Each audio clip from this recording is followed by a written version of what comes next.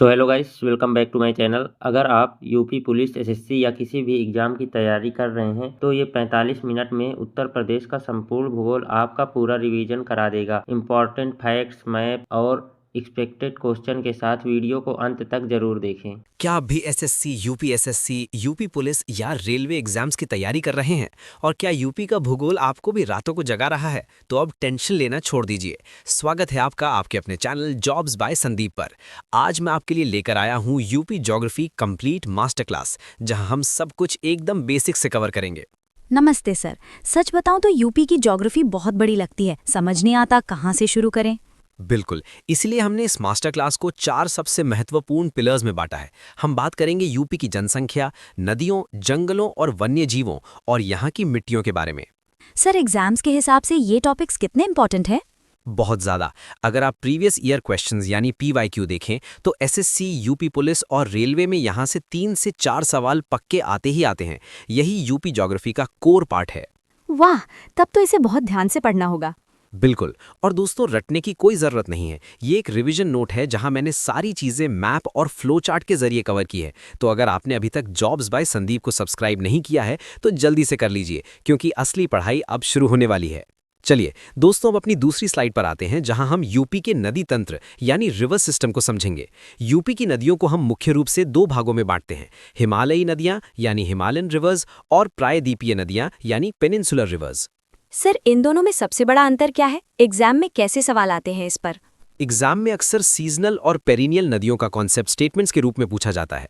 हिमालयी नदियां वो हैं जिनका उद्गम ग्लेशियर या बर्फ के पहाड़ होते हैं। क्योंकि ये बर्फ पिघलने से बनती हैं, इसलिए ये पेरिनियल होती हैं, यानी इनमें साल भर पानी रहता है और ये कभी सूखती नहीं है। अच्छा, तो गंगा और यमुना इसी में आते हैं? बिल्कुल सही। गंगा, यमुना, घाघरा और कोसी इसके बेस्ट एग्जाम्पल्स हैं। वहीं दूसरी तरफ हैं प्रायद्वीपीय नदियां, जो दक्षिणी पठारों से निकलती हैं। तो क्या ये बारिश पर निर्भर होती हैं? हाँ, इनकी प्रकृति सीजनल यानी मौसमी होती है। मतलब गर्मियों में बारिश ना होने पर इनका पानी कम हो जाता है। चंबल, बेतवा और केन इसके उदाहरण हैं। और दोस्तों सबसे ज़रूरी बात याद रखना, ये नदियां दक्षिण से उत्तर की ओर बहकर गंगा या यमुना में मिल जाती हैं। अब हम अपनी तीसरी स्लाइड में हिमालयी नदियों को थोड़ा और गहराई से समझते हैं। यहाँ मैंने एक फ्लो चार्ट बनाया है, जिससे आपको पूरा सिस्टम 1 सेकंड में याद हो जाएगा।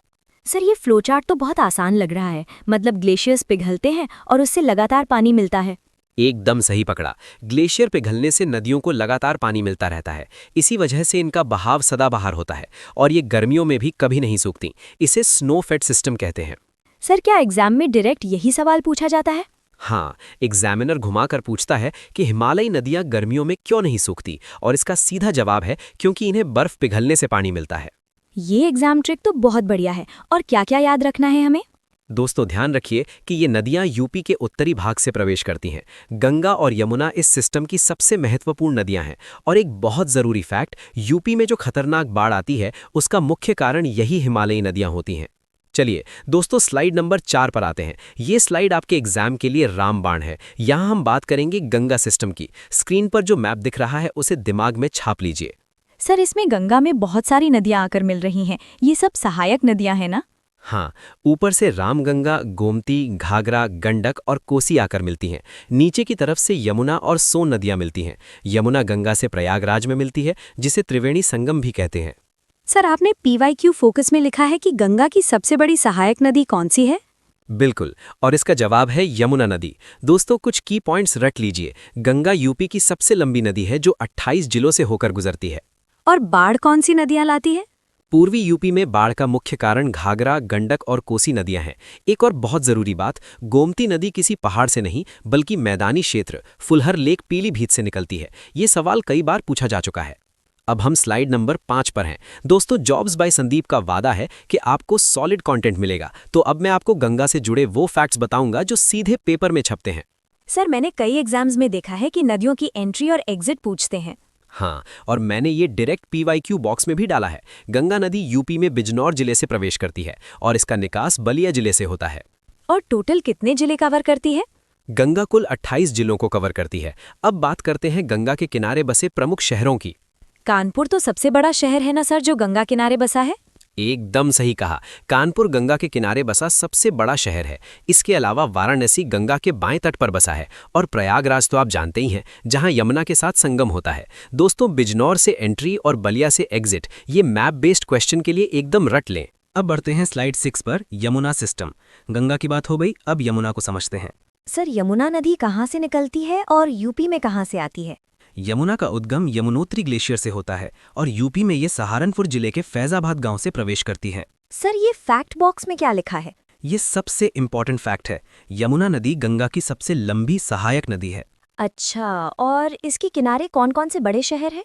सहारनपुर से आगे बढ़ते हुए ये मथुरा, आगरा और इटावा से गुजरती है और अंत में प्रयागराज जाकर गंगा में मिल जाती है। एग्जाम के लिए याद रखिएगा कि ताजमहल, आगरा और मथुरा शहर इसी नदी के किनारे स्थित हैं। और सबसे जरूरी बात, यमुना नदी यूपी की पश्चिमी सीमा बनाती है। Slide 7, peninsular reverse introduction. दोस्तों, अब हम उत्तर भारत से थोड़ा नीचे आते हैं। अपनी 7वीं स्लाइड में हम प्रायद्वीपीय नदियों की शुरुआत कर रहे हैं।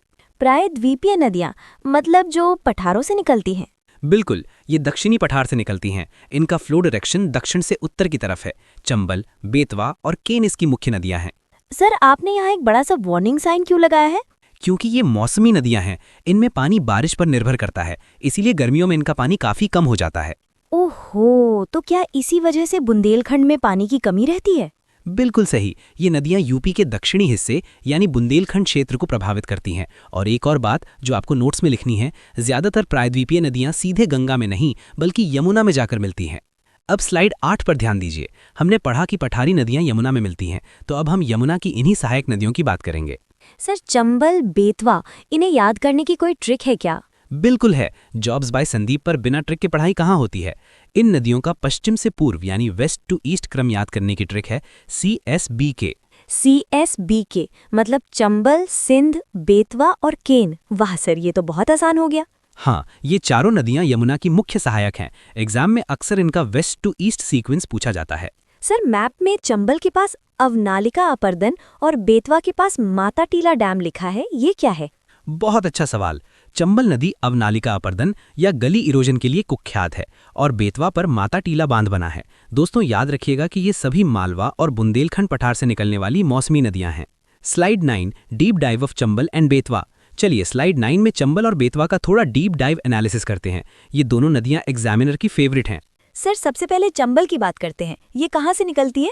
चंबल नदी मध्य प्रदेश की जानापाव पहाड़ियों से निकलती है। ये नदी अपने गहरे बीहड़ों के लिए जानी जाती है। सर, ये PYQ बॉक्स में भी तो यही लिखा है कि यूपी में बीहड़ का निर्माण कौन सी नदी करती है? हाँ, इसका सीधा जवाब है चंबल। ये अवनालिका अपर्दन करती है और एक खास बात, ये नदी यूपी, MP और राजस्थान का बॉर्डर भी बनाती है। और बेतवा नदी के बारे में क्या खास है सर? बेतवा नदी विंध्य पर्वत श्रृंखला से निकलती है और हमीरपुर में जाकर यमुना से मिल जाती है। दोस्तों, बेतवा को बुंदेलखंड क्षेत्र की जीवन रेखा कहा जाता है। राजघाट बांध और माका टीला बांध इसी नदी पर बने हैं, जो बहुत इंपॉर्टेंट हैं। Slide 10, important river projects, dams. अब आते हैं स्लाइड 10 पर। दोस्तों, डैम्स या बांधों से मैचिंग वाले सवाल हमेशा आते हैं, इसीलिए ये स्टैटिक जीके का सबसे इंपॉर्टेंट सेक्शन है। सर, सबसे पहला है टिहरी बांध। ये तो शायद उत्तराखंड में है। बिल्कुल, ये भागीरथी नदी उत्तराखंड में है, लेकिन ये यूपी के जल प्रवाह को कंट्रोल करता है, इसीलिए इसे पढ़ना जरूरी है। और दूसरा है माता टीला बांध। ये तो आपने अभी बताया था कि बेतवा नदी पर है। हाँ, इसे रानी लक्ष्मीबाई बांध भी कहते हैं। ये यूपी और MP का एक जॉइंट प्रोजेक्ट है। इस डैम से बुंदेलखंड रीजन को सिंचाई का बहुत फायदा मिलता है। सर, ये रेहंद बांध कहाँ है? रेहंद डैम सोनभद्र जिले में रेहंद नदी पर है, जो सोन नदी की सहायक है। और दोस्तों, सबसे जरूरी फैक्ट, इसी डैम का रिजर्वायर गोविंद बल्लभ पंत सागर है, जो भारत की सबसे बड़ी कृत्रिम झील है। नदियों और बांधों के बाद अब स्लाइड 11 में हम बात करेंगे यूपी की प्रमुख झीलों की। सर, झीलों से किस तरह के सवाल आते हैं एग्जाम्स में? झीलों के मामले में सीधा उनका जिला पूछा जाता है, यही सबसे बड़ी एग्जाम ट्रिक है। ओके, तो सबसे पहली झील है फुलहर झील। हाँ, और ये पीलीभीत जिले में है। इसका सबसे बड़ा फैक्ट ये है कि ये गोमती नदी का मैदानी उद्गम स्थल है। मतलब गोमती नदी किसी पहाड़ से नहीं बल्कि इसी झील से निकलती है।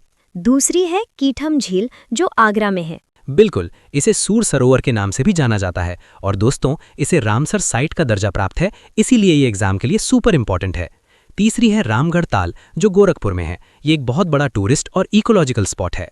स्लाइड 12 पर आते हैं दोस्तों। हम भूगोल पढ़ रहे हैं तो हमें यूपी की एक बड़ी समस्या बाढ़ को भी समझना होगा। सर, यूपी में इतनी भयंकर बाढ़ क्यों आती है? क्या सिर्फ भारी बारिश इसका कारण है? भारी बारिश तो कारण है ही, लेकिन दूसरा सबसे बड़ा कारण है नदियों में जमा होने वाली गाद यानी सिल्टेशन। घाघरा और कोसी नदियां अपने साथ बहुत गाद लाती हैं। गाद से क्या होता है सर?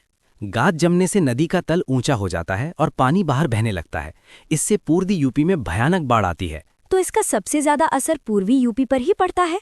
हाँ, और इससे फसलों की बर्बादी और मृदा अपरदन होता है।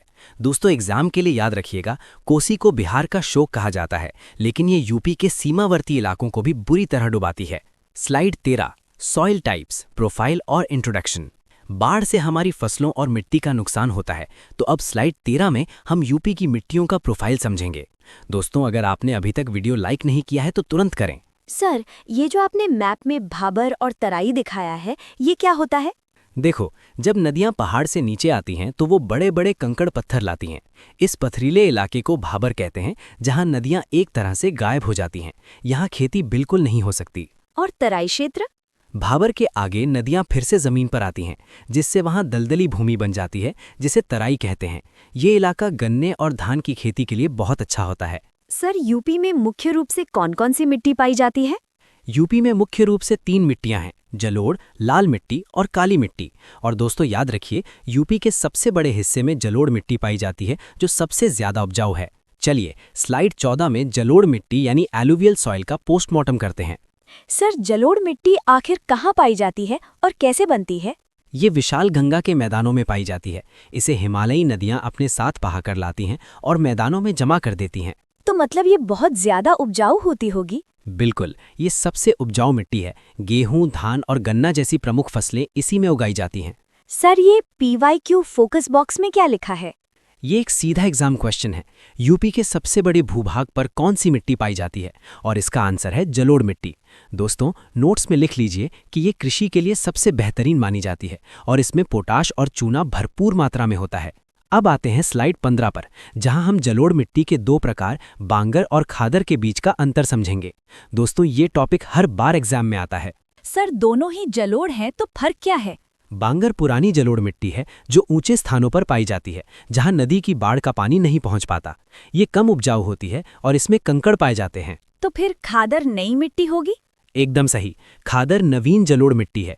ये नदी के बाढ़ क्षेत्र के पास होती है, जहां हर साल बाढ़ से नई मिट्टी आकर बिछ जाती है। इसका मतलब खादर बहुत ज्यादा उपजाऊ होती होगी?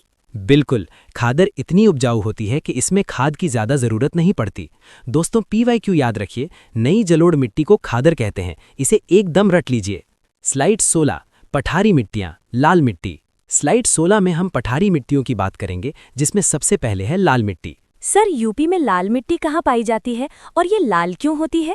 लाल मिट्टी मुख्य रूप से बुंदेलखंड रीजन जैसे मिर्जापुर, झांसी और सोनभद्र में पाई जाती है। इसका लाल रंग इसमें मौजूद लौह तत्व की अधिकता के कारण होता है। क्या ये मिट्टी खेती के लिए अच्छी होती है? नहीं, ये जलोढ़ के मुकाबले कम उपजाऊ होती है। इसमें नाइट्रोजन और फास्फोरस की कमी होती है। तो फिर इसमें कौन सी फसल उगाई जाती है? इसमें मुख्य रूप से मोटे अनाज जैसे पल्सेस, मिलेट्स, चना उगाए जाते हैं। दोस्तों, एक बहुत ज़रूरी बात याद रखिएगा, इस मिट्टी की पानी रोकने की क्षमता बहुत कम होती है। ये विंध्यन चट्टानों के टूटने से बनती है और क्योंकि इसमें पानी कम चाहिए होता है, इसलिए ये दलहनी फसलों के लिए सबसे उपयुक्त है। अब हम अपनी 17वीं स्लाइड पर हैं, जहां हम बात करेंगे काली मिट्टी यानी ब्लैक सॉइल की। सर, काली मिट्टी को और किस नाम से जाना जाता है? बहुत बढ़िया सवाल। एग्जाम में इसे रेगुड़ या करेल मिट्टी के नाम से भी पूछा जाता है। और ये यूपी में कहाँ मिलती है? ये यूपी के पश्चिमी हिस्सों और बुंदेलखंड के किनारों जैसे जालौन और हमीरपुर में पाई जाती है। दोस्तों, यूपी में ये मिट्टी बहुत सीमित क्षेत्र में पाई जाती है। सर, इसकी क्या खासियत है? इसकी प्रकृति चिकनी होती है और ये बहुत ज़्यादा नमी रोक सकती है। इसे स्वतः जुताई वाली मिट्टी भी कहते हैं, क्योंकि सूखने पर इसमें दरारें पड़ जाती हैं। सर, PYQ में तो कपास लिखा है। हाँ, एग्जाम का फेवरेट सवाल, कपास की खेती के लिए सबसे उपयुक्त मिट्टी कौन सी है? आंसर है काली या रेगुड़ मिट्टी। चलिए दोस्तों, स्लाइड 18 में एक बहुत गंभीर टॉपिक डिस्कस करते हैं, मृदा अपरदन यानी सॉइल इरोजन। सर, नीचे क्रीपिंग डेथ ऑफ सॉइल लिखा है, मिट्टी की रेंगती हुई मृत्यु, ऐसा क्यों? हाँ, एग्जाम में पूछा जाता है कि रेंगती हुई मृत्यु किसे कहते हैं। जवाब है मृदा अपरदन को, क्योंकि ये धीरे धीरे मिट्टी की सारी उपजाऊ परत को खत्म कर देता है। यूपी में ये 3 तरह का होता है। कौन कौन से सर? पहला है जल अपरदन, जो पूर्वी और तराई इलाकों में हिमालय नदियों की बाढ़ के कारण होता है। दूसरा है वायु अपरदन, जो पश्चिमी यूपी के आगरा और मथुरा में राजस्थान के रेगिस्तान से आने वाली सूखी हवाओं के कारण होता है। और तीसरा गली एरोजन मतलब अवनलिका अपरदन जो चंबल नदी करती है। एकदम सही। इटावा, आगरा और चंबल बेसिन इसके शिकार हैं। और PYQ अलर्ट सुनिए दोस्तों, यूपी का कौन सा जिला अवनलिका अपरदन से सर्वाधिक प्रभावित है? इसका उत्तर है इटावा। अब हम अपनी मास्टर क्लास के आखिरी पड़ाव पर हैं। स्लाइड 19 में हम यूपी के वन आवरण यानी फॉरेस्ट कवर की बात करेंगे। सर पाई चार्ट में तो हरा हिस्सा बहुत ही कम दिख रहा है। हाँ, यही सच्चाई है। नेशनल फॉरेस्ट पॉलिसी के हिसाब से आदर्श वन आवरण 33% होना चाहिए, लेकिन यूपी में ये लगभग 6.15% ही है। बाप रे, इतना कम क्यों? क्योंकि यूपी में खेती के लायक जमीन बहुत ज्यादा है और शहरीकरण भी तेजी से हो रहा है, इसलिए वनों का प्रतिशत बहुत कम है। सर यूपी के किस जिले में सबसे ज्यादा जंगल है? सबसे अधिक वन क्षेत्रफल सोनभद्र जिले में है और सबसे कम वन भदोही जिले में है। दोस्तों याद रखिएगा कि यूपी के ज्यादातर वन तराई क्षेत्र और बुंदेलखंड में पाए जाते हैं और ये अधिकतर गवर्नमेंट कंट्रोल में है। स्लाइड 20 में हम यूपी के वनों के प्रकार समझेंगे। सर यहाँ 2 तरह के जंगल लिखे हैं, उष्णकटिबंधीय नम पर्णपाती और शुष्क पर्णपाती। बिल्कुल, नम पर्णपाती वन वहाँ होते हैं जहाँ 100 से 150 सेंटीमीटर बारिश होती है, जैसे भाबर और तराई इलाके। यहाँ साल, सागौन और महुआ के पेड़ मिलते हैं। इनकी लकड़ी व्यावसायिक रूप से बहुत कीमती होती है। और शुष्क पर्णपाती कहाँ होते हैं? जहाँ 70 से 100 सेंटीमीटर बारिश होती है, यानी मैदानी इलाके और मध्य व पश्चिमी यूपी। यहाँ नीम, बबूल और पीपल के पेड़ होते हैं। दोस्तों याद रखना कि यूपी में सबसे ज्यादा यही ड्राई डेसिडियस वन पाए जाते हैं। सर पर्णपाती का मतलब क्या होता है? ये एक एग्जाम ट्रिक है। पर्णपाती वो पेड़ होते हैं जो सर्दियों या गर्मियों से पहले पानी बचाने के लिए अपने पत्ते गिरा देते हैं। और अब आ गए हैं हम अपनी मास्टर क्लास की आखिरी स्लाइड नंबर 21 पर। दोस्तों ये मैच द फॉलोइंग का PYQ है, इसे बस रट्टा मार लो। सर इसमें पेड़ों के नाम और उनके उपयोग लिखे हैं। बीड़ी के पत्ते किस पेड़ से मिलते हैं? बीड़ी उद्योग में तेंदू के पत्तों का सबसे बड़ा उपयोग होता है। ये क्वेश्चन बहुत बार आया है। और पान मसाले में जो कत्था डलता है वो खैर के पेड़ से निकाला जाता है। इसके अलावा रेजिन या तारपीन चीड़ के पेड़ से मिलता है। सर खेलों के सामान के लिए तो शायद मेरठ मशहूर है। बिल्कुल सही। पूरे भारत में मेरठ खेलों के सामान और वुड इंडस्ट्रीज के लिए प्रसिद्ध है।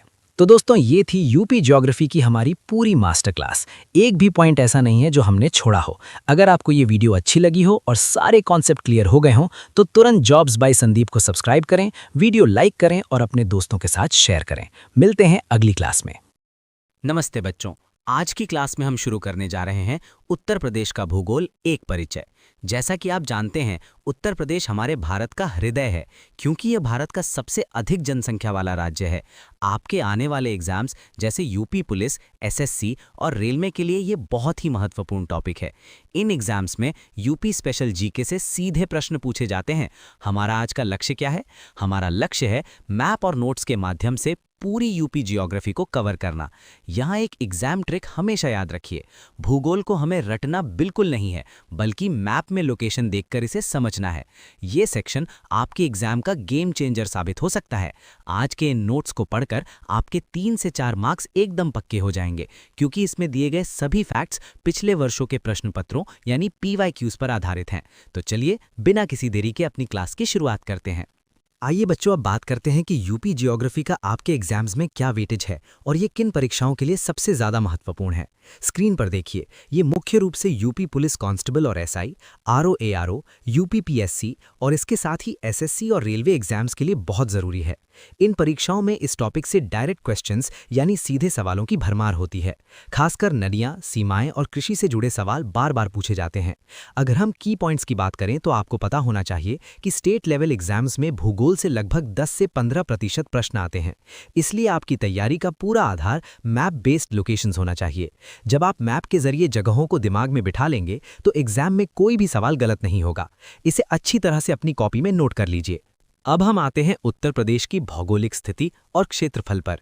ध्यान से देखिए, अगर हम अक्षांश यानी लैटिट्यूड की बात करें तो यूपी 23 डिग्री 52 मिनट नॉर्थ से 30 डिग्री 24 मिनट नॉर्थ के बीच स्थित है।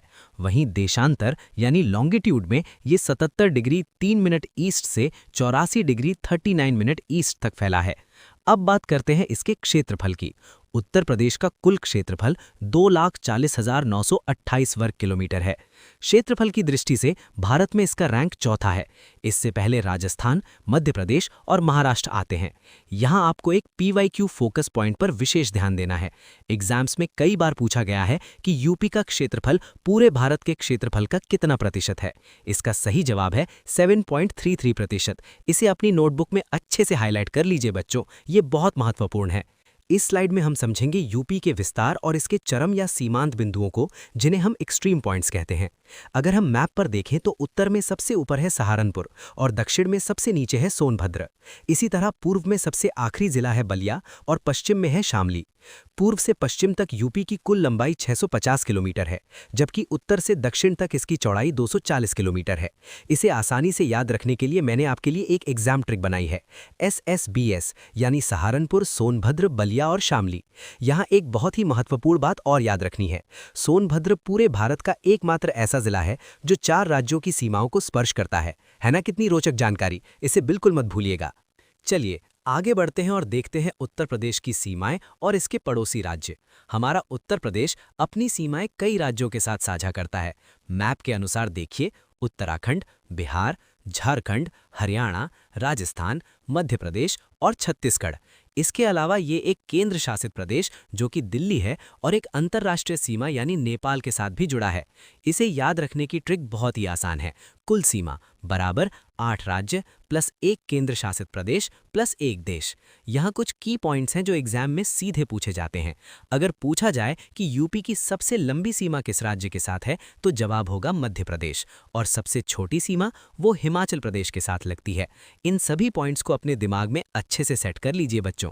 स्लाइड 6, अंतर्राष्ट्रीय सीमा नेपाल। अब हम अंतर्राष्ट्रीय सीमा की बात करेंगे जो नेपाल के साथ लगती है। ये बहुत ही महत्वपूर्ण टॉपिक है। नेपाल के साथ उत्तर प्रदेश के कुल 7 जिले अपनी सीमा बनाते हैं। आइए इनके नाम देखते हैं। पीलीभीत, लखीमपुर खीरी, बहराइच, श्रावस्ती, बलरामपुर, सिद्धार्थनगर और महाराजगंज। क्या इन्हें याद करना मुश्किल लग रहा है? घबराइए मत, इसके लिए एक शानदार ट्रिक है, PLBS BSM। बस इस शॉर्टकट को याद कर लीजिए, आपको 7 जिलों के नाम आसानी से याद रहेंगे। यहाँ एक और खास बात ध्यान देने वाली है जो मैंने नीचे लिखी है।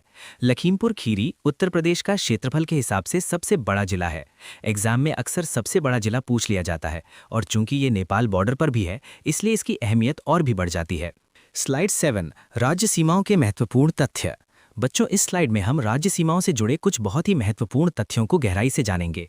अभी हमने बात की थी कि सबसे लंबी सीमा मध्य प्रदेश के साथ है, लेकिन आपको ये भी पता होना चाहिए कि मध्य प्रदेश के साथ उत्तर प्रदेश के कुल 11 जिले सीमा साझा करते हैं। वहीं सबसे छोटी सीमा हिमाचल प्रदेश के साथ है, जहां हमारा केवल एक जिला जो कि सहारनपुर है उससे जुड़ता है। अब यहाँ एक VVIP PYQ है, यानी पिछले सालों का बहुत ही खास सवाल। सोनभद्र हमारे भारत का इकलौता ऐसा जिला है जो 4 राज्यों को स्पर्श करता है। वो 4 राज्य कौन से हैं? ध्यान दीजिए, मध्य प्रदेश, छत्तीसगढ़, झारखंड और बिहार। ये सवाल परीक्षाओं में इतनी बार आ चुका है कि आपको इसे अपनी उंगलियों पर याद कर लेना चाहिए। इसे अपनी कॉपी में स्टार मार्क कर लीजिए। स्लाइड 8, उत्तर प्रदेश का भौतिक विभाजन। अब हम उत्तर प्रदेश के भूगोल के अगले चरण यानी भौतिक विभाजन की तरफ बढ़ते हैं। अगर हम उत्तर प्रदेश को भौगोलिक दृष्टि से बांटें तो इसे मुख्य रूप से 3 भागों में विभाजित किया जा सकता है। पहला है भाबर एवं तराई क्षेत्र जो पहाड़ों की तलहटी यानी फुटहिल्स में आता है। दूसरा है गंगा यमुना का मैदान जिसे ग्रेट प्लेन्स कहते हैं। और तीसरा है दक्षिण का पठारी क्षेत्र यानी सदर्न प्लेटू। यहाँ एक PYQ फोकस पॉइंट है। एग्जाम में अक्सर इनका क्रम उत्तर से दक्षिण की ओर पूछा जाता है, तो आपको याद रखना है सबसे उत्तर में भाबर, उसके नीचे तराई, फिर मैदान और सबसे दक्षिण में पठार। एक और जरूरी बात, ये जो मैदानी भाग है ना, ये हमारे राज्य का सबसे बड़ा और सबसे उपजाऊ हिस्सा है। चलिए अब इन तीनों भौतिक भागों को एक एक करके समझते हैं। सबसे पहले बात करते हैं उत्तरी क्षेत्र भाबर की। इसकी स्थिति कहाँ है? ये शिवालिक पहाड़ियों के ठीक नीचे यानी तलहटी फुटहिल्स में स्थित है। अगर बात करें यहाँ की मिट्टी की तो ये कंकड़ पत्थर और मोटे बालू से बनी होती है। इसकी सबसे बड़ी विशेषता ये है कि यहाँ नदियाँ इन पत्थरों के नीचे विलीन यानी गायब हो जाती हैं। चूंकि यहाँ सिर्फ पत्थर और मोटे बालू हैं, इसलिए ये क्षेत्र कृषि के लिए पूर्णतः अनुपयुक्त है। यहाँ खेती नहीं की जा सकती। एग्जाम्स में एक सवाल बहुत आता है, नदियाँ भूमिगत कहाँ होती हैं? आपका सीधा जवाब होना चाहिए भाबर क्षेत्र में। और हाँ, याद रखिएगा कि ये क्षेत्र पश्चिम में जैसे सहारनपुर के पास चौड़ा है और पूर्व की तरफ जाते जाते संकरा हो जाता है। स्लाइड 10, तराई क्षेत्र। भाबर के बाद हम थोड़ा और दक्षिण की ओर आते हैं, जहां हमें मिलता है तराई क्षेत्र। इसकी स्थिति बिल्कुल भाबर के ठीक दक्षिण में है। अब जो नदियां भाबर के पत्थरों में छिप गई थीं, वो इस तराई क्षेत्र में वापस सतह पर आ जाती हैं। इस वजह से यहाँ की भूमि दलदली और नम होती है। यहाँ की मिट्टी बहुत ही उपजाऊ और बारीक कणों वाली होती है। इसे याद रखने के लिए एक छोटी सी एग्जाम ट्रिक है, T for Terai is equals to T for tall grass. जी हाँ, यहाँ हाथी घास जैसी लंबी लंबी घास पाई जाती है। अगर हम जिलों की बात करें तो गोरखपुर, बहराइच और पीलीभीत जैसे जिले इसी तराई क्षेत्र का हिस्सा है। यहाँ की नमी इसे खास तरह का पर्यावरण प्रदान करती है, जिसके बारे में हम आगे बात करेंगे। स्लाइड 11, तराई क्षेत्र कृषि और पारिस्थितिकी। तो बच्चों, अब देखते हैं कि इस तराई क्षेत्र की कृषि और पारिस्थितिकी कैसी है। नमी और उपजाऊ मिट्टी के कारण यहाँ मुख्य रूप से गन्ना और धान की बम्पर पैदावार होती है। वन्य जीवों की बात करें तो यहाँ बहुत सघन वन पाए जाते हैं। आपको पता होना चाहिए कि उत्तर प्रदेश का एकमात्र national park, Dudhwa national park, जो लखीमपुर खीरी में है, वो इसी तराई क्षेत्र में स्थित है। लेकिन यहाँ एक समस्या भी है। अधिक वर्षा और दलदली जमीन होने की वजह से ये क्षेत्र जापानी इंसेफेलाइटिस नामक मच्छर जनित रोग के प्रति बहुत संवेदनशील है। एग्जाम के लिए ये PYQ फोकस पॉइंट हमेशा याद रखें। दुधवा राष्ट्रीय उद्यान किस क्षेत्र में है? आपका उत्तर होना चाहिए तराई क्षेत्र में। स्लाइड 12, गंगा यमुना का दोआब। अब हम प्रवेश कर रहे हैं उत्तर प्रदेश के सबसे महत्वपूर्ण और उपजाऊ हिस्से में, गंगा यमुना का दोआब। सबसे पहले इस शब्द का अर्थ समझते हैं। दो का मतलब है टू और आब का मतलब है वाटर या पानी। तो दोआब का मतलब हुआ दो नदियों के बीच का उपजाऊ क्षेत्र। इसका विस्तार गंगा और यमुना नदियों के बीच के मैदानी भाग में है। यहाँ मिट्टी कैसी है? यहाँ जलोढ़ मृदा यानी अलूवियल सॉइल का विशाल भंडार है। इसकी एक और बड़ी विशेषता यह है कि ये उत्तर प्रदेश का सबसे अधिक जनसंख्या घनत्व वाला क्षेत्र है। एग्जाम के नजरिए से इस नोट को लिख लीजिए। ये भारत के सबसे उपजाऊ कृषि क्षेत्रों में से एक है, क्योंकि यहाँ की मिट्टी खेती के लिए बेहतरीन है। स्लाइड 13, मैदानी मृदा, खादर वर्सेस बांगर। इस मैदानी क्षेत्र में भी मिट्टी मुख्य रूप से दो प्रकार की होती है, खादर और बांगर। चलिए इनका अंतर समझते हैं। खादर, जिसे नई मिट्टी भी कहते हैं, ये नदियों के पास का निचला क्षेत्र होता है। यहाँ हर साल बाढ़ का नया पानी आता है, जिससे मिट्टी का नवीनीकरण होता रहता है। इसलिए ये अत्यधिक उपजाऊ होती है। इसे याद रखने की ट्रिक है, खादर मतलब खाद जैसी नहीं और उपजाऊ। दूसरी तरफ है बांगर या पुरानी मिट्टी। ये नदियों से दूर ऊंचा क्षेत्र होता है। यहाँ बाढ़ का पानी नहीं पहुँच पाता, इसलिए इसे पुरानी मिट्टी कहते हैं। अगर हम तुलना करें तो बांगर क्षेत्र अपेक्षाकृत कम उपजाऊ होता है। ये दोनों शब्द एग्जाम्स में बहुत बार पूछे गए हैं, इन्हें अच्छे से समझ लें। स्लाइड 14, पूर्वी मैदान। मैदानों को हम आगे दो भागों में बांटते हैं, पूर्वी मैदान और पश्चिमी मैदान। पहले बात करते हैं पूर्वी मैदान की। यहाँ बहुत अधिक वर्षा होती है, लेकिन अधिक वर्षा एक बड़ी समस्या भी लाती है। घाघरा और राप्ती जैसी नदियों के उफान के कारण यहाँ बाढ़ का सर्वाधिक खतरा बना रहता है। अगर कृषि की बात करें तो अधिक पानी के कारण यहाँ धान की खेती प्रमुखता से की जाती है। अब एक जरूरी एग्जाम नोट पर ध्यान दें। पूर्वी यूपी में जनसंख्या का भारी दबाव है और खेतों का आकार छोटा होने के कारण प्रति हेक्टेयर उत्पादन कम होता है।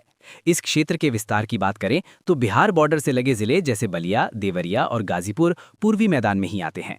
स्लाइड 15, पश्चिमी मैदान। अब पूर्वी मैदान से चलकर आते हैं पश्चिमी मैदान की तरफ। अगर हम पूर्वी मैदान से इसकी तुलना करें तो पश्चिमी मैदान में वर्षा कम होती है, लेकिन फिर भी यहाँ सिंचाई के लिए नहरों और नलकूपों का एक शानदार जाल विकसित किया गया है। कृषि की दृष्टि से ये क्षेत्र गन्ना और गेहूं की व्यावसायिक खेती की एक बहुत बड़ी बेल्ट है। यहाँ PYQ फोकस के लिए एक बहुत अहम पॉइंट है। भारत में जो हरित क्रांति आई थी, उसका सबसे अधिक सकारात्मक प्रभाव हमारे पश्चिमी यूपी के किसानों पर ही पड़ा था। इसके विस्तार में हरियाणा और दिल्ली से लगे हुए जिले आते हैं, जैसे मेरठ, मुजफ्फरनगर और शामली। इसे आप जरूर नोट कर लें। स्लाइड 16, मैदानी भाग की तुलना, ईस्ट वर्सेस वेस्ट। इस स्लाइड में हम पूर्वी और पश्चिमी मैदान की एक त्वरित तुलना करेंगे, जिससे आपके सारे डाउट्स क्लियर हो जाएं। वर्षा के मामले में पूर्वी मैदान में अधिक वर्षा है तो पश्चिमी में कम। सिंचाई के स्रोत देखें तो पूर्व मुख्यतः वर्षा और नहरों पर निर्भर है, जबकि पश्चिम में नलकूपों का जाल बिछा है। मुख्य फसल पूर्व में धान है, पश्चिम में गन्ना और गेहूं है। प्रमुख प्रभाव, पूर्व बाढ़ की समस्या से जूझता है, जबकि पश्चिम को हरित क्रांति का बहुत लाभ मिला है। तो निष्कर्ष क्या निकलता है बच्चों? निष्कर्ष ये निकलता है कि कृषि के व्यवसायीकरण में पश्चिमी यूपी काफी आगे है। इस तुलना को अच्छे से याद कर लीजिएगा। स्लाइड 17, दक्षिणी पठारी क्षेत्र। मैदानों की बात पूरी हो गई। अब हम उत्तर प्रदेश के तीसरे भौगोलिक भाग पर चलते हैं, दक्षिणी पठारी क्षेत्र यानी सदर्न प्लेटो। इसका विस्तार उत्तर प्रदेश के दक्षिणी हिस्से में है, जिसे मुख्य रूप से हम बुंदेलखंड के नाम से जानते हैं। भूगोल की दृष्टि से देखें तो ये वास्तव में प्रायद्वीपीय भारत का ही उत्तरी विस्तार है। यहाँ की मिट्टी लाल है और जमीन पथरीली है, इसलिए मैदानी भाग की तुलना में ये कम उपजाऊ है। इस क्षेत्र की सबसे बड़ी समस्या ये है कि ये अत्यधिक सूखाग्रस्त है और यहाँ भयंकर जल संकट रहता है। एग्जाम्स के लिए ये PYQ याद रखें। झांसी, ललितपुर, महोबा और बांदा किस क्षेत्र में आते हैं? तो इसका सही उत्तर होगा बुंदेलखंड पठार। अब हम इस पठारी क्षेत्र की अर्थव्यवस्था और खनिजों पर एक नज़र डालते हैं। कृषि की बात करें तो सूखे के कारण यहाँ मुख्य रूप से दलहन जैसे चना, अरहर और तिलहन की खेती होती है, क्योंकि ये कम पानी वाली फसलें हैं। लेकिन खनिजों के मामले में ये क्षेत्र कमाल का है। खनिज की दृष्टि से ये उत्तर प्रदेश का सबसे समृद्ध क्षेत्र है। ललितपुर और सोनभद्र बेल्ट में प्रचुर मात्रा में खनिज मिलते हैं, जैसे यूरेनियम और डायस्पोर। यहाँ की प्रमुख नदियाँ चंबल, बेतवा और केन हैं, जो इस क्षेत्र को काटते हुए बहती हैं और यमुना में मिल जाती हैं। एक बहुत ही शानदार फैक्ट याद रखिए, ललितपुर यूपी का एकमात्र ऐसा जिला है जहां यूरेनियम पाया जाता है। ये पॉइंट एग्जामिनर का बहुत पसंदीदा है। स्लाइड 20, उत्तर प्रदेश का अपवाह तंत्र। चलिए बच्चों, भौतिक विभाजन के बाद अब हम उत्तर प्रदेश के अपवाह तंत्र यानी ड्रेनेज सिस्टम को समझते हैं।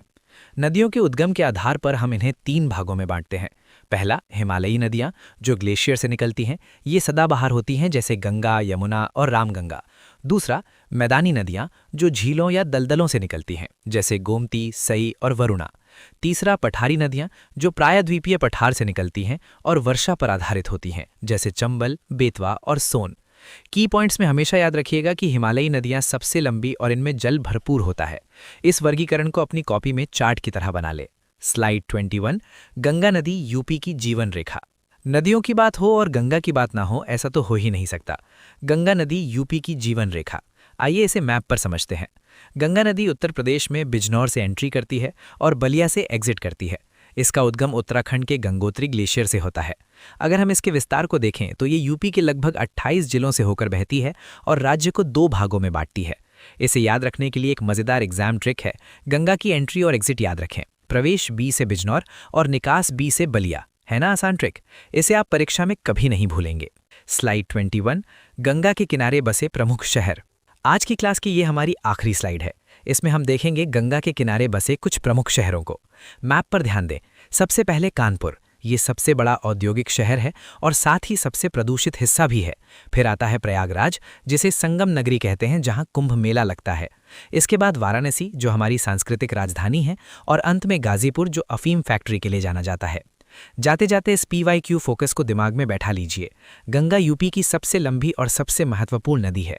स्लाइड। तो बच्चों, इसी के साथ हमारी आज की उत्तर प्रदेश का भूगोल की ये महत्वपूर्ण क्लास यहीं समाप्त होती है।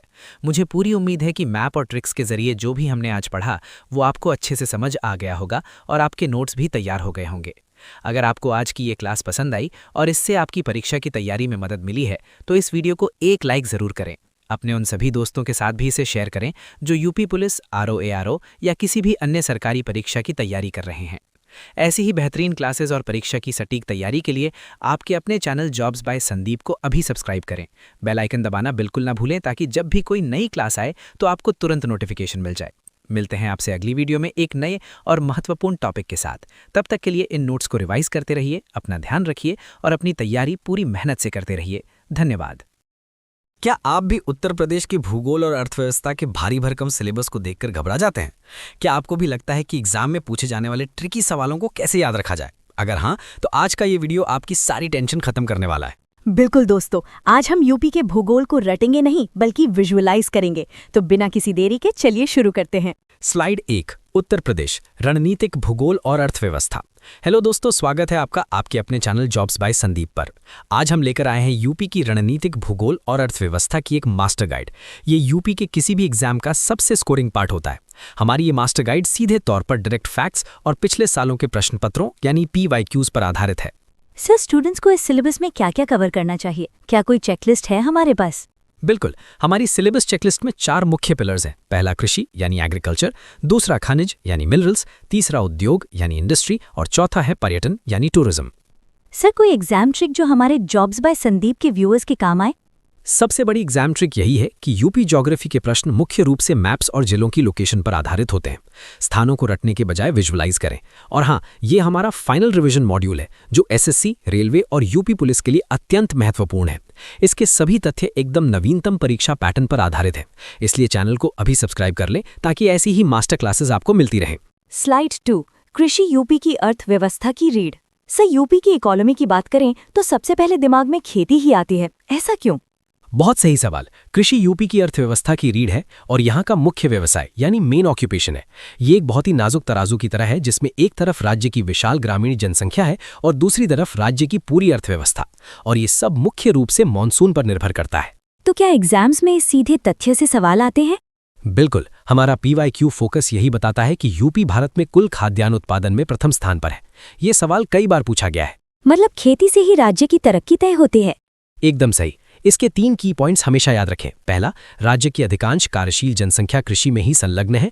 दूसरा, दक्षिण पश्चिम मानसून यहाँ की कृषि का मुख्य आधार है। और तीसरा, कृषि का विकास ही वो मुख्य साधन है जिससे यूपी की ग्रामीण गरीबी को दूर किया जा सकता है।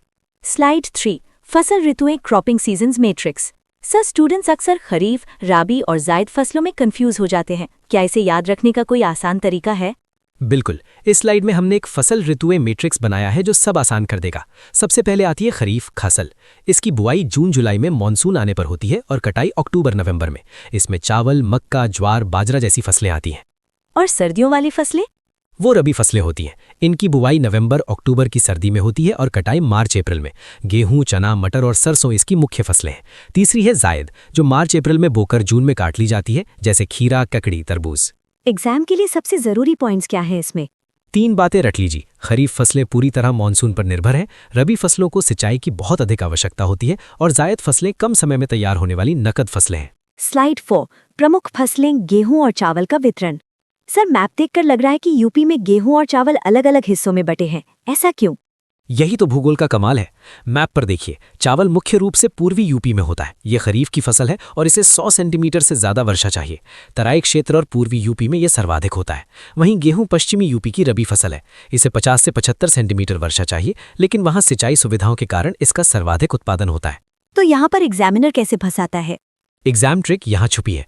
गोरखपुर में यूपी का सर्वाधिक चावल उत्पादन होता है क्योंकि यहाँ यूपी में सबसे अधिक वर्षा होती है। वाओ, ये तो लॉजिकल है। बिल्कुल, की पॉइंट्स याद रखें। यूपी भारत में गेहूं का सबसे बड़ा उत्पादक राज्य है। चावल उत्पादन में यूपी का स्थान पश्चिम बंगाल के बाद दूसरा है और सबसे अहम, फसल का वितरण सीधे तौर पर वर्षा की मात्रा यानी रेनफॉल पर निर्भर करता है। स्लाइड 5, गन्ना और हरित क्रांति। सर, यूपी में गन्ने का भी तो बहुत नाम है ना? सही कहा, गन्ना यूपी की सबसे महत्वपूर्ण नकद फसल है। ये मुख्य रूप से तराई और पश्चिमी यूपी बेल्ट में उगाया जाता है। इस स्लाइड में एक इक्वेशन दिख रही है, HYV seeds plus tube wells plus fertilisers equals western UP belt equals sugar mills boom. इसका क्या मतलब है? यही हरित क्रांति का असली प्रभाव है। उन्नत बीज, नलकूप और खाद ने मिलकर पश्चिमी यूपी में चीनी मिलों की बाढ़ ला दी। पश्चिमी यूपी को सिंचाई के कारण इसका सबसे अधिक लाभ मिला और कृषि उत्पादन में अभूतपूर्व वृद्धि हुई। PYQ फोकस में मुजफ्फरनगर का नाम है, क्या ये इंपॉर्टेंट है? बहुत इंपॉर्टेंट। मुजफ्फरनगर गन्ना उत्पादन और चीनी मिलों का प्रमुख केंद्र है। की पॉइंट्स नोट करें। गन्ना उत्पादन में यूपी भारत में प्रथम है, लेकिन हरित क्रांति ने राजकीय असमानता यानी वेस्ट वर्सेस ईस्ट को भी बढ़ाया है। और हाँ, गन्ने के कारण ही पश्चिमी यूपी में एग्रो बेस्ड उद्योगों का सबसे ज्यादा विकास हुआ है। दोस्तों, अगर ये फैक्ट्स पसंद आ रहे हैं तो जॉब्स बाय संदीप को सब्सक्राइब जरूर करें। स्लाइड 6, सिंचाई के स्रोत यानी इरिगेशन इंफ्रास्ट्रक्चर। सर, अभी आपने पश्चिमी यूपी में सिंचाई की बात की, तो यूपी में सिंचाई के मुख्य साधन क्या है? पाई चार्ट को देखिए। यूपी में सिंचाई का सबसे बड़ा स्रोत नलकूप यानी ट्यूबवेल्स हैं, जो 70% से भी ज्यादा सिंचाई कवर करते हैं। दूसरा सबसे महत्वपूर्ण स्रोत नहरें यानी कैनाल्स हैं, जो खासकर पश्चिमी यूपी में इस्तेमाल होती हैं। और नदियां और तालाब? नदियां और तालाब मुख्य रूप से बुंदेलखंड और पूर्वी यूपी में उपयोग होते हैं। सर, इसमें एग्जाम ट्रिक क्या है? एग्जाम ट्रिक ये है कि भारत में नलकूपों से सर्वाधिक सिंचाई उत्तर प्रदेश में ही होती है। ये प्रश्न PYQ में कई बार पूछा जा चुका है। एग्जाम के नजरिए से इसके मुख्य बिंदु क्या होंगे? 3 मुख्य बिंदु। पश्चिमी यूपी में नलकूपों का घनत्व सबसे अधिक है। शारदा नहर यूपी की सबसे लंबी नहर प्रणाली है और सिंचाई सुविधाओं ने ही रबी फसलों, खासकर गेहूं की सफलता सुनिश्चित की है। स्लाइड 8, खनिज संसाधन, एक भौगोलिक नियम। सर, खेती के बारे में तो बहुत जान लिया, अब खनिज के बारे में बताइए। यूपी में कौन कौन से खनिज मिलते हैं? यहाँ एक भौगोलिक नियम लागू होता है। यूपी में खनिज संसाधन अत्यंत सीमित हैं। अधिकांश खनिज दक्षिणी यूपी यानी पठारी भाग में ही पाए जाते हैं। ऐसा क्यों? और ये जिले कौन से हैं? विंध्य पर्वत श्रेणी और बुंदेलखंड के कारण। मुख्य जिले हैं सोनभद्र, मिर्जापुर, बांदा और ललितपुर। सर, अगर एग्जाम में कोई ऐसा खनिज आ जाए जिसका नाम हमने सुना ही ना हो, तो क्या करें? हमारे व्यूअर्स के लिए एक रूल ऑफ थंब है। यदि परीक्षा में खनिज का नाम आए और उत्तर ना पता हो, तो दक्षिणी जिले जैसे सोनभद्र या ललितपुर पर तुक्का लगाना सबसे सुरक्षित है। ये तो कमाल की ट्रिक है। बिल्कुल, की पॉइंट्स याद रखें। यूपी एक खनिज समृद्ध राज्य नहीं है, ये कृषि प्रधान है। पठारी संरचना के कारण केवल दक्षिणी भाग में ही खनिज मिलते हैं और विंध्य क्रम की चट्टानें भवन निर्माण सामग्री जैसे चूना पत्थर के लिए बहुत प्रसिद्ध हैं। स्लाइड 8 प्रमुख खनिज और उनके जिले PYQ लेजर।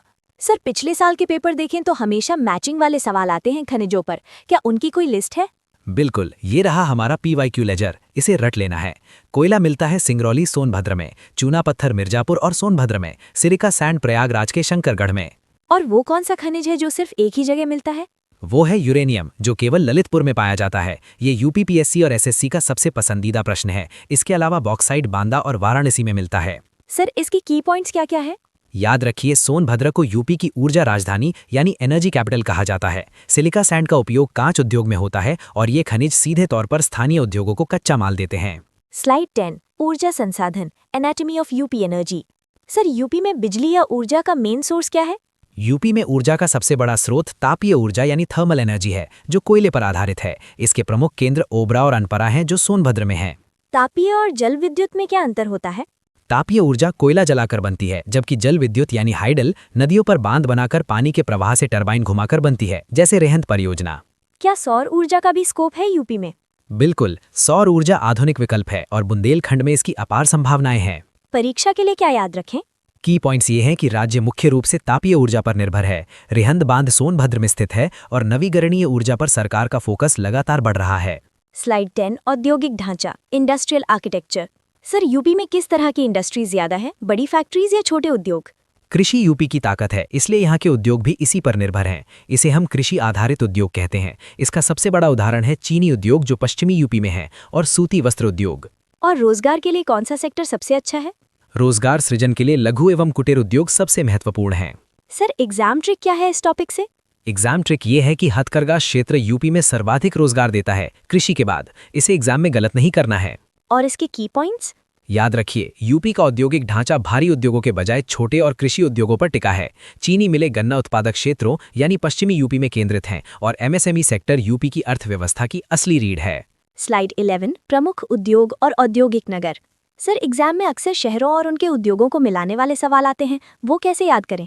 उसके लिए हमने ये 3 स्टिकी नोट्स वाली स्लाइड बनाई है। पहला है कानपुर, ये चमड़ा उद्योग का सबसे बड़ा केंद्र है। गंगा नदी के कारण ऐतिहासिक रूप से विकसित हुआ, इसलिए इसे उत्तर भारत का मैनचेस्टर भी कहते हैं। और नोएडा? नोएडा और गाजियाबाद IT, इलेक्ट्रॉनिक्स और आधुनिक मैन्युफैक्चरिंग के लिए जाने जाते हैं, क्योंकि ये NCR क्षेत्र में आते हैं। तीसरा है भदोही और मिर्जापुर, जो अपने कालीन यानी कारपेट उद्योग के लिए विश्व प्रसिद्ध हैं। PYQ में सबसे ज्यादा क्या पूछा गया है? PYQ फोकस है मैच द फॉलोइंग में हमेशा कानपुर चमड़ा, भदोही कालीन और अलीगढ़ ताले पूछा जाता है। इसके की पॉइंट्स? इसके की पॉइंट्स कानपुर पारंपरिक उद्योगों का केंद्र है। नोएडा NCR क्षेत्र के कारण तेजी से विकसित हुआ है और एक जिला एक उत्पाद योजना इन उद्योगों को जबरदस्त बढ़ावा दे रही है। स्लाइड 12 परिवहन विकास की धमनियां। सर उद्योगों के विकास के लिए सड़कें और ट्रांसपोर्ट भी तो जरूरी है ना? एकदम सही। परिवहन बुनियादी ढांचा उद्योगों को बाजारों से जोड़ता है। अगर सड़क नेटवर्क की बात करें तो यूपी को अब एक्सप्रेसवे स्टेट कहा जा रहा है। प्रमुख हैं पूर्वांचल एक्सप्रेसवे और आगरा लखनऊ एक्सप्रेसवे। रेलवे और हवाई अड्डों का क्या स्टेटस है? भारत में सबसे बड़ा रेलवे नेटवर्क यूपी में ही है और गोरखपुर में पूर्वोत्तर रेलवे NER का मुख्यालय है। हवाई अड्डों की बात करें तो अंतर्राष्ट्रीय हवाई अड्डों की संख्या बढ़ रही है, जैसे जेवर, कुशीनगर और महर्षि वाल्मीकि अयोध्या। एग्जाम के लिए क्या याद रखें? की पॉइंट्स ये हैं कि परिवहन विकास की धमनियां हैं। एक्सप्रेसवे पश्चिमी और पूर्वी यूपी के बीच की दूरी को कम कर रहे हैं और इसी बेहतर कनेक्टिविटी से विदेशी निवेश FDI भी बढ़ रहा है। स्लाइड 13 पर्यटन अर्थव्यवस्था। सर यूपी में तो घूमने की भी बहुत सी जगह हैं, क्या पर्यटन से इकोनॉमी को फायदा होता है? बहुत बड़ा फायदा। पर्यटन यूपी की GDP का एक बड़ा और बढ़ता हुआ हिस्सा है, जो लाखों स्थानीय रोजगार एम्प्लॉयमेंट पैदा करता है। इसे हम 2 हिस्सों में बांट सकते हैं। पहला है धार्मिक पर्यटन, रिलीजियस टूरिज्म। धार्मिक पर्यटन में कौन सी जगहें आती हैं? इसमें वाराणसी के घाट और काशी विश्वनाथ, अयोध्या में श्री राम जन्मभूमि जो करंट अफेयर्स के लिए बहुत जरूरी है, प्रयागराज का कुंभ मेला और संगम, और मथुरा वृंदावन का कृष्ण परिपथ शामिल है। और ऐतिहासिक पर्यटन? ऐतिहासिक पर्यटन में आगरा का ताजमहल और आगरा फोर्ट जो यूनेस्को वर्ल्ड हेरिटेज है, फतेहपुर सीकरी की मुगल वास्तुकला और लखनऊ की नवाबी वास्तुकला जैसे इमाम बाड़ा शामिल हैं। इसके मुख्य बिंदु क्या हैं सर? पर्यटन से स्थानीय स्तर पर भारी मात्रा में रोजगार पैदा होता है। विदेशी पर्यटकों की संख्या में आगरा का प्रमुख स्थान है और सरकार की स्वदेश दर्शन और प्रसाद योजनाएं पर्यटन को जबरदस्त बढ़ावा दे रही हैं। स्लाइड 14 यूपी की मैक्रो अर्थव्यवस्था और चुनौतियां। सर, हमने यूपी फे इकोनॉमी की सारी अच्छी बातें कर ली, लेकिन क्या कुछ चुनौतियां भी हैं? बिल्कुल। इस स्लाइड में हम यूपी की मैक्रो अर्थव्यवस्था देखते हैं। यूपी की जीडीपी मुख्य रूप से कृषि, उद्योग, खनिज और पर्यटन से मिलकर बनती है, लेकिन इसकी कुछ प्रमुख संरचनात्मक समस्याएं, स्ट्रक्चरल प्रॉब्लम्स हैं। वो समस्याएं कौन कौन सी हैं? पहली है क्षेत्रीय असंतुलन, रीजनल इम्बैलेंस, जहां पश्चिमी यूपी अमीर है वहीं बुंदेलखंड और पूर्वी यूपी पिछड़े हैं। दूसरी है बेरोजगारी, अनएम्प्लॉयमेंट, यहां विशाल जनसंख्या है लेकिन औद्योगिकीकरण धीमा है। और तीसरी समस्या है प्रदूषण, पॉल्यूशन, औद्योगिक शहरों जैसे कानपुर और गाजियाबाद में गंभीर वायु और जल प्रदूषण है। एग्जाम के नजरिए से की पॉइंट्स क्या होंगे? यूपी की अर्थव्यवस्था मिश्रित और कृषि प्रधान है। क्षेत्रीय विकास में समानता लाना, इंक्लूसिव ग्रोथ सबसे बड़ी चुनौती है, और बुनियादी ढांचे, इंफ्रास्ट्रक्चर का विकास ही इन समस्याओं का एकमात्र समाधान है। Slide 15, ultimate PYQ quick revision cheat sheet. दोस्तों, अगर कल आपका एग्जाम है तो ये स्लाइड आपके लिए ब्रह्मास्त्र है। ये हमारी अल्टीमेट पीवाईक्यू चीट शीट है। वाओ सर, इसमें क्या क्या कवर किया है? इसमें पूरी ज्योग्राफी का निचोड़ है। क्रॉप्स में गेहूं पश्चिम में, चावल पूरब में, गन्ना नकद फसल और नलकूप सिंचाई में यूपी नंबर 1। मिनरल्स में कोयला सोनभद्र में, यूरेनियम ललितपुर में, सिलिका प्रयागराज में, खनिज केवल दक्षिण में मिलते हैं। और इंडस्ट्रीज और टूरिज्म? इंडस्ट्रीज में चमड़ा कानपुर, कालीन भदोही, आईटी नोएडा और हथकरघा सबसे बड़ा रोजगार। टूरिज्म में आगरा यूनेस्को हेरिटेज है, वाराणसी और अयोध्या धार्मिक अर्थव्यवस्थाएं हैं। एग्जाम ट्रिक क्या है इसकी? ट्रिक ये है कि परीक्षा से एक रात पहले इस पेज को रिवाइज करें। 80% ज्योग्राफी एमसीक्यूज यहीं से हल होंगे। की पॉइंट्स हैं, कॉन्सेप्ट्स को मैप से जोड़कर याद रखें, मैच द फॉलोइंग प्रश्नों के लिए जिले और उनके उत्पाद ओडीओपी रट लें, और बस योर एग्जाम रेडी। स्लाइड 16, कृषि, 3 प्रमुख परीक्षा ट्रैप्स। सर, एग्जाम में कई बार ऐसे सवाल आते हैं जो लगते तो आसान हैं पर गलत हो जाते हैं। सही कहा, इसीलिए हमने ये 3 एग्जाम ट्रैप्स तैयार किए हैं। ट्रैप 1, छात्र सोचते हैं कि यूपी हर फसल में नंबर 1 है, लेकिन फैक्ट ये है कि दालों, पल्सेस के उत्पादन में यूपी प्रथम नहीं है, बल्कि मध्य प्रदेश आगे है। और ज्वार बाजरा को लेकर क्या ट्रैप है? ट्रैप 2, स्टूडेंट्स को लगता है ज्वार बाजरा भी पूरे यूपी में होता है। फैक्ट ये है कि बाजरा और मोटे अनाज मुख्य रूप से राजस्थान और आगरा मथुरा बेल्ट यानी कम वर्षा वाले क्षेत्र में होते हैं। अफीम की खेती तो भारत में नहीं होती ना? यही ट्रैप 3 है। अफीम की खेती यूपी में बाराबंकी और गाजीपुर में होती है। और पीवाईक्यू फोकस याद रखिए, गाजीपुर राज्य की एकमात्र अफीम फैक्ट्री का स्थान है, इसे रट लें। इसके की पॉइंट्स क्या हैं? यूपी गेहूं और गन्ना में नंबर 1 है, लेकिन दालों और कपास में नहीं। पश्चिमी यूपी में मोटे अनाज बाजरा अधिक उगाए जाते हैं। और सबसे जरूरी बात, एग्जामिनर हमेशा एक्सेप्शंस अपवाद से प्रश्न बनाता है। स्लाइड 17, पश्चिमी यूपी बनाम पूर्वी यूपी, एक तुलनात्मक अध्ययन। सर, आपने पहले क्षेत्रीय असंतुलन की बात की थी, पश्चिमी और पूर्वी यूपी में इतना फर्क क्यों है? ये स्लाइड बहुत महत्वपूर्ण है, खासकर मेंस और ऐसे के लिए। पश्चिमी यूपी की अर्थव्यवस्था अत्यधिक विकसित और औद्योगिकृत है। यहाँ हरित क्रांति का प्रभाव है, नलकूप सिंचाई है और मुख्य फसलें गेहूं और गन्ना है। मेरठ, आगरा, गाजियाबाद जैसे समृद्ध शहर हैं। और पूर्वी यूपी? पूर्वी यूपी तुलनात्मक रूप से पिछड़ा है और कृषि पर भारी निर्भरता है। ये वर्षा पर अधिक निर्भर है और तराई क्षेत्र है। मुख्य फसलें चावल और जूट हैं।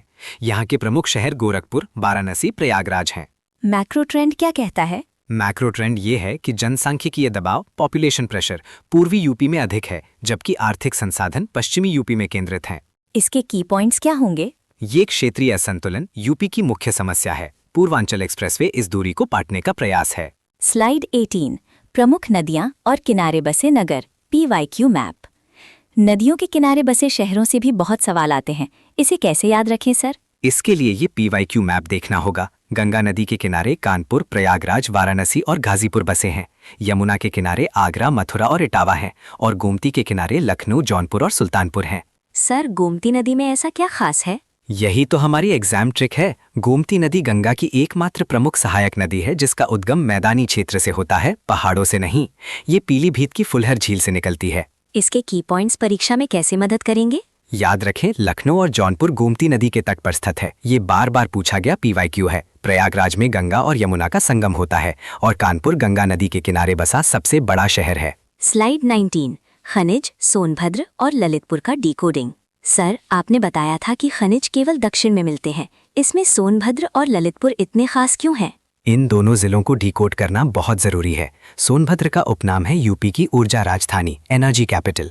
यहाँ मुख्य खनिज कोयला, सिंगरौली और चूना पत्थर हैं।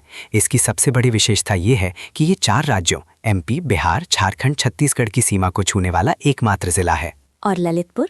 ललितपुर के प्रमुख खनिज यूरेनियम और तांबा, कॉपर हैं। इसकी विशेषता ये है कि ये मध्य प्रदेश एमपी से तीनों ओर से घिरा हुआ जिला है। तो इसका रूल ऑफ थंब क्या है? रूल ऑफ थंब ये है, अगर धातु या अनोखा खनिज जैसे यूरेनियम तांबा पूछा जाए तो उत्तर ललितपुर होगा, अगर ऊर्जा या कोयला पूछा जाए तो उत्तर सोनभद्र होगा। की पॉइंट्स क्या है सर? सोनभद्र में रिहंद बांध और ओबरा थर्मल पावर स्टेशन स्थित हैं। ललितपुर बुंदेलखंड क्षेत्र का हिस्सा है और ये दोनों जिले यूपी में सर्वाधिक वन क्षेत्र यानी फॉरेस्ट कवर वाले भी हैं। स्लाइड 21, प्रमुख तापीय ऊर्जा संयंत्र थर्मल पावर स्टेशंस।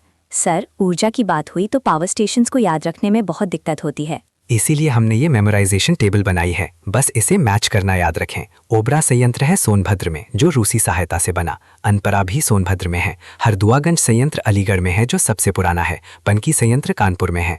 और इसमें न्यूक्लियर पावर प्लांट कौन सा है? यही PYQ फोकस है। नरोरा यूपी का एकमात्र परमाणु ऊर्जा यानी न्यूक्लियर पावर केंद्र है और ये बुलंदशहर में स्थित है। परीक्षा के लिए की पॉइंट्स क्या होंगे? 3 बातें। तापीय संयंत्र मुख्यतः कोयले पर संचालित होते हैं। हरदुआगंज राज्य का सबसे पुराना तापीय विद्युत गृह है और सोनभद्र को इन संयंत्रों के कारण ही ऊर्जा राजधानी कहा जाता है। स्लाइड 21, एक जिला एक उत्पाद ODOP 100% PYQ। सर, ये ODOP क्या है जिससे हर साल सवाल आते हैं? ये वन डिस्ट्रिक्ट वन प्रोडक्ट योजना है जो 100% PYQ का टॉपिक है। इसका कॉन्सेप्ट ये है कि ये 24 जनवरी 2018 यानी यूपी दिवस को शुरू की गई थी ताकि पारंपरिक कुटीर उद्योगों को वैश्विक पहचान मिल सके। तो कौन से जिले का कौन सा उत्पाद फेमस है? ध्यान से सुनिए। कानपुर नगर जाना जाता है चमड़ा यानी लेदर के लिए, भदोही मशहूर है कालीन यानी कार्पेट्स के लिए, अलीगढ़ प्रसिद्ध है अपने ताले यानी लॉक्स के लिए, मुरादाबाद है पीतल के बर्तन यानी ब्रासवेयर के लिए और कन्नौज है इत्र यानी परफ्यूम के लिए। इसके की पॉइंट्स क्या है सर? मुरादाबाद को पीतल नगरी यानी ब्रास सिटी कहा जाता है, कन्नौज को इत्र नगरी यानी परफ्यूम सिटी कहा जाता है और ODOP योजना से MSME सेक्टर में रोजगार तेजी से बढ़ा है। तो दोस्तों, ये थी यूपी की रणनीतिक भूगोल और अर्थव्यवस्था की हमारी मास्टर क्लास। मुझे उम्मीद है कि अब आपके सारे डाउट्स क्लियर हो गए होंगे। अगर आपको ये वीडियो पसंद आया तो जॉब्स बाय संदीप को सब्सक्राइब करें, वीडियो को लाइक करें और अपने दोस्तों के साथ शेयर करें। मिलते हैं अगले वीडियो में।